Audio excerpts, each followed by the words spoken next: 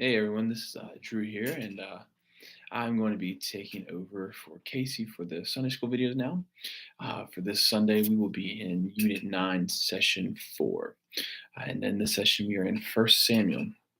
And in these verses, we're going to be talking about the story of Hannah. And in this, Hannah is not able to have a child.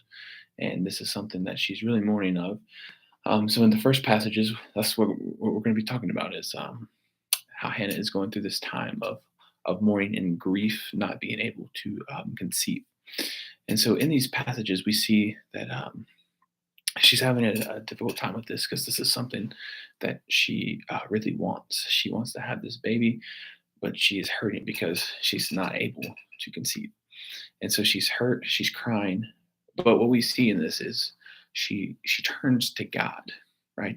She is praying, and she's just going to God and asking Him for His help.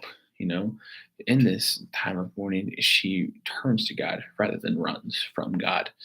And for our students, I think about them in this passage being they go through hardships a ton right now. Like in their age, there are a lot of things that they are dealing with, a lot of issues that they go through that we oftentimes don't even see, and they're hurting, they're mourning in this.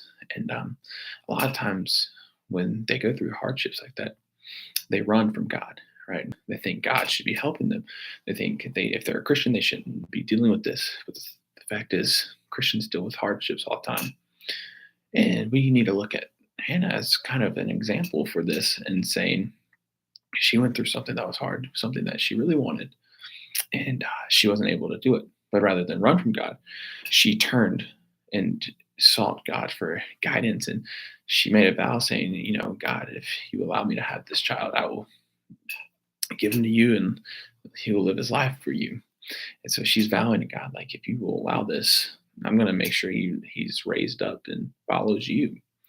Which leads us to our next passages in this, in First Samuel, where Hannah is actually able to have a child with her husband, and God has blessed her in this. Right, she is able to have what she has been desiring for a while now, and so in this she begins to thank God.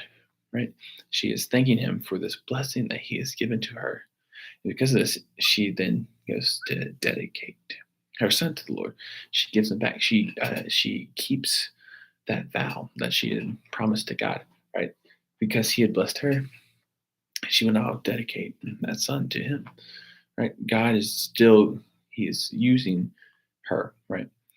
She wanted something that she couldn't have, and God understood that because she came to God, she turned to Him, and He's blessing her now in her faithfulness rather than her running from Him. She came to Him, and He is using that. He has seen that, and He's blessing her with that. And now our third point, what Hannah does here after now she has a child. And our third point here is she boasts in the Lord. She takes she boasts in Him, right? She doesn't take pride in herself and say, "Wow, like this is awesome. I have a child now.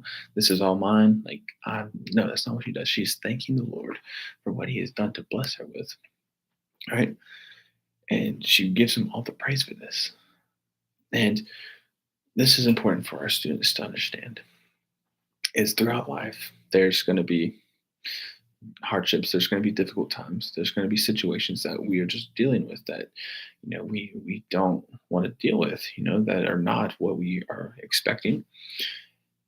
And what we need to do is not get upset with God, not get mad at God for and blame Him for the hurt that we're dealing with. Rather, be like Hannah and pray and say, God, whatever it takes, like, just help me get through this, provide to me what I'm needing. And when He does, or when He gives us an answer that we didn't expect, praise God for it. Give God the glory. Let God be the one getting all the praise, right? Because without Him, we would still be hurting. We'd still be in pain. We wouldn't have anything that we would need. So let the students know that, yes, mourning, sorrow is going to come. But when we give it to God, there's always room for praise because God's going to give us what we best need. So let that be a reminder for us and for our students as we teach them that this Sunday. So thank you all.